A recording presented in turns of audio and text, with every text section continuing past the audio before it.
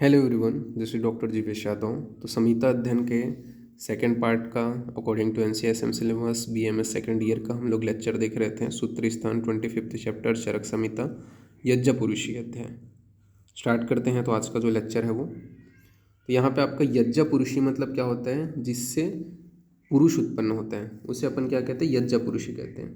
ठीक है।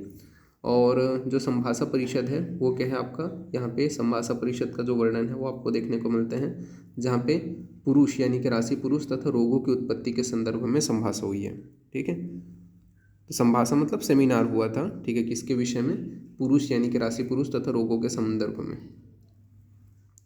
प्रश्नकर्ता और आयोजक कौन थे, जो ये संभाषा उसके प्रश्नकर्ता और आयोजक कौन थे, तो काशीपति वामक। ठीक है। तो काशीपति वामक जो हैं इसके आयोजक करते थे। कुल कितने आचार्य यहाँ पे सम्मिलित हुए थे, तो टोटल आपके 11 आचार्य थे, जिसमें से टोटल 11 लोग थे, जिसमें से 9 आपके कौन थे, आचार्य थे। ठीक है। और इसके अलावा आत्रेय और अग्निवेश। ठीक है। तो टोटल 11 लोग थे। तो आचार्य गण कितने थे, 9 थे, इसके अलावा आत्रेय व अग्निवेश। ठीक है। फिर समुदाय पुरुष एवं रोगों की उत्पत्ति में कारण होते हैं। इसके अलावा भावों की संपत्ति पुरुष की उत्पत्ति के कारण होते हैं। भावों की उत्पत्ति रोगों की उत्पत्ति का कारण होते हैं। ये सारी चीज़ें जो है यहाँ पे इस संभाषा में बोली गई थी। ठीक है। बात करते हैं यहाँ पे सबसे पहले तो क्या चीज़ें बताया गया है, तो आहार जो द्रव्य है उनके विषय में बताया गया है।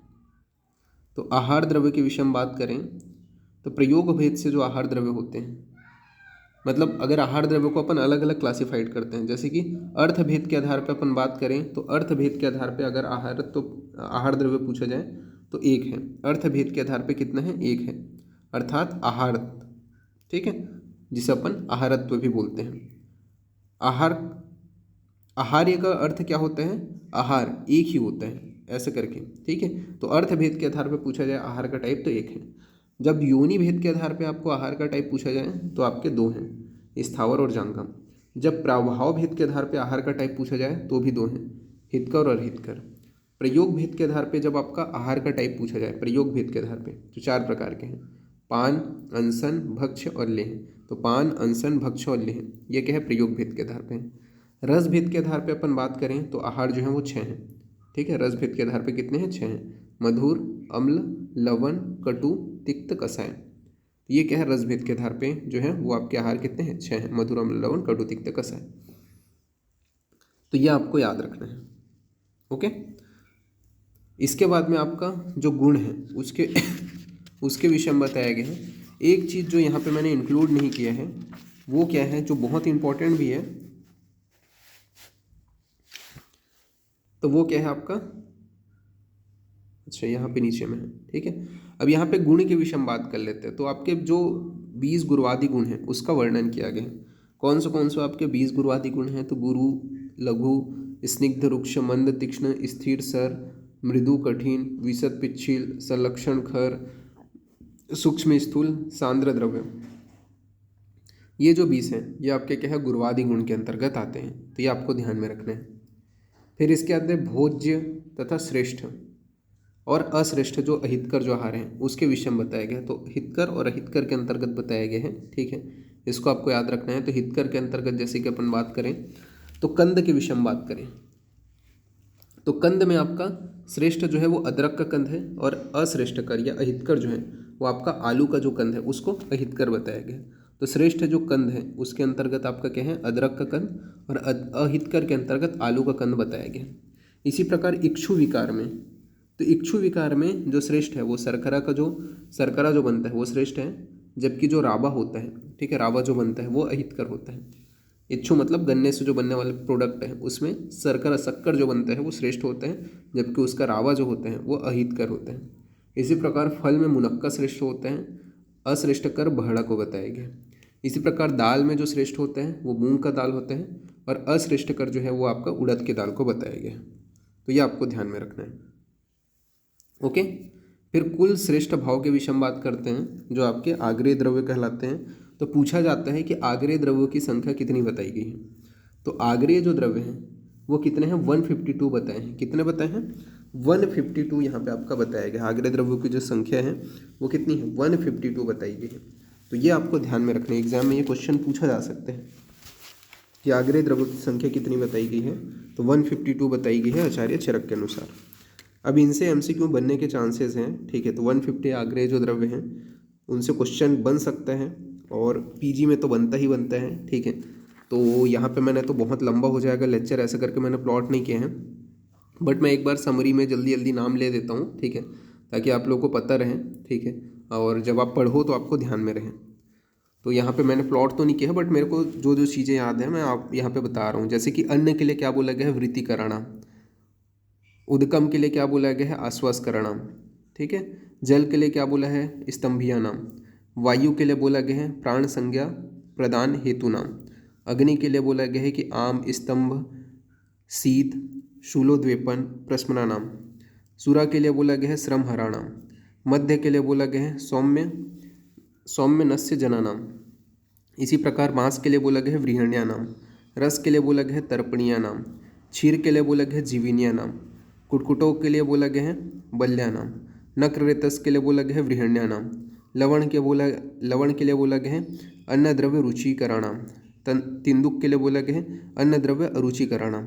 अम्ल के लिए बोला गया है हृदयानाम। अविक सर्पी के लिए बोला गया है अहृदयानाम। महिष जो क्षीर है उसके लिए बोला गया है स्वप्न जनानाम। अज क्षीर के लिए क्या बोला गया है, सुसग्न स्तन्य साम्य रक्त संग्रही रक्त पित्त प्रश्मनानाम। अवि क्षीर के लिए बोला गया है आपका श्लेष्म पित्त जनानाम। आम कपित्थ के लिए बोला गया है अकंठ्यानाम। तैल के लिए बोला गया है वात श्लेष्म प्रश्मनानाम। सर्पी के लिए बोला गया है आपका वात पित्त प्रश्मनानाम। मधु के लिए आपका बोला गया है श्लेष्म पित्त प्रश्मनानाम। इसके अलावा अपन बात करें, श्लेष्म पित्त प्रश्मनानाम हो गया,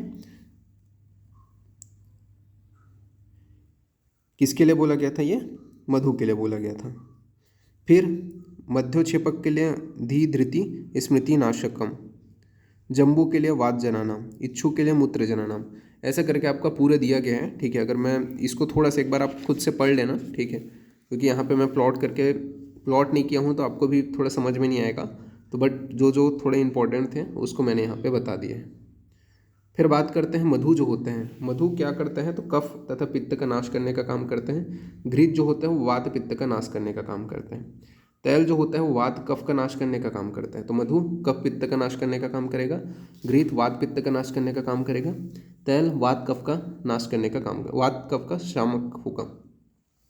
वातज जो रोग होते हैं वो वस्ती में, जो वातज रोग है उसमें कौन सी चिकित्सा कराते हैं, तो वस्ती कराते हैं। पित्तज रोगों में अपन विरेचन कराते हैं, और कफज रोगों में अपन वमन कराते हैं।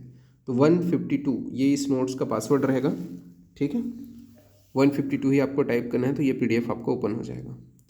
फिर रक्त पित्त स्त्राव में क्या है, बकरी के दूध का प्रयोग करते हैं। तो रक्त पित्त अगर स्त्राव हो रहे हैं, रक्त स्त्राव हो रहे हैं सॉरी, तो उसमें अपन बकरी का दूध करेंगे, जो है प्रयोग करेंगे। कृमिनाशक किसको बोला गया है, तो वायुविडंग को बोला गया है। वृक्ष जो है वो आपका किसको बोला गया है, तो दृढ़ संकल्प को वृक्ष है बोला गया है। तो वृक्ष दृढ़ संकल्प को बोला गया है। गर्भशल्य जो है वो आहार्य होते हैं। ज्वर जो है वो उसे अपन क्या कहते हैं, रोगराट कहते हैं। तो ज्वर जो है वो रोगराट है। कुष्ठ जो है वो चिरकालिक होते हैं। राज्यक्षमा जो है वो रोगों का समूह होते हैं। तो राज्यक्षमा रोगों का समूह को बोलते हैं। पुंसनत्व नाशक कौन सा होता है, तो क्षार होता है। तो पुंसनत्व नाशक जो है वो क्षार होता है। प्रमेह जो होता है वो अनुसंगी होता है, और जलोका जो है वो अनुशस्त्र होता है, ठीक है। तो ये यहाँ पे आपका बताया गया है। फिर वस्ती जो है वो क्या है, आपका तंत्र है। तो वस्ती क्या है, तंत्र है। सोम जो है वो औषधि में श्रेष्ठ होता है। तो सोम क्या है, औषधि में श्रेष्ठ होते हैं। मरुभूमि जो होते हैं वो आरोग्यकर होते हैं। तो मरुभूमि क्या है, आरोग्यकर होते हैं। आनुप जो होते हैं वो रोगजनक होते हैं। तो आनुप जो भूमि होता है वो रोगजनक होते हैं। पथ्य में जो द्रव्य पथ्य है यानी कि स्रोतो मार्ग की हानि न करें उसे अपन क्या है, पथ्य कहेंगे। यानी कि जो मन को प्रिय लगे उसे पथ्य कहेंगे। अपथ्य किसको बोलेंगे, तो जो क्या है पथ्य का विपरीत हो, विलोम हो, उसे अपन अपथ्य कहेंगे। फिर आसव के विषय में बात करते हैं। तो आसव की निरुक्ति बताया गया है। आशूत या संधान क्रिया द्वारा बनाया जाता है उसे अपन आसव कहते हैं। तो आशूत या संधान क्रिया के द्वारा जिसे बनाया जाता है उसे अपन आसव कहते हैं। आसव की योनियाँ 9 हैं, ठीक है। धान्य, फल, मूल, सार, पुष्प, कांड और पत्र, ठीक है। तो 9 आसव की योनियाँ हैं। इसके अलावा त्वक तथा शर्करा। तो धान्य, फल, मूल, सार, पुष्प, कांड, पत्र, त्वक, शर्करा, ये आपके क्या हैं, 9 जो है आपके आसव की योनियाँ हैं। तो धान्य जो है उसके अंतर्गत आपका 6 है, ठीक है। धान्य वर्ग कितने हैं आपके, धान्य के अंतर्गत 6। इसके अलावा फल के अंतर्गत, एक मिनट, तो आसव वर्ग पढ़ रहे थे। तो धान्य आसव कितने हैं, 6 हैं, जैसे कि सूरा, सवीरक, तुषोदक, मरैया, मेदक, धान्य अम्ल। फल आसव कौन से हैं, तो फल आसव के अंतर्गत आपके टोटल 26 हैं। मूल आसव कितने हैं, तो मूल 11 हैं। सार कितने हैं, 20 हैं। पुष्प कितने हैं, 20 हैं। कांड कितने हैं, 4 हैं, ठीक है। जो आपका इच्छु हो गया, कांडेक्षु हो गया, इच्छुवालिका हो गया, इसके अलावा पौंड्रक हो गया। पत्र कितने हैं, तो 2 हैं, ठीक है, पटोल पत्र और ताड़क पत्र। और त्वक कितने हैं, तो 4 हैं, तिलवक, लोध्र, एलुआ और क्रुमुक। इसके अलावा शर्करा कितने हैं, तो 1 हैं। तो ये आपके क्या है, आसव की योनियाँ हो गई। फिर कुल आसव कितने हैं, तो 84 हैं। तो कुल आसव कितने हैं, 84 हैं। धान्य आसव जो हैं वो 6 हैं, तो ये आपको याद रखना है।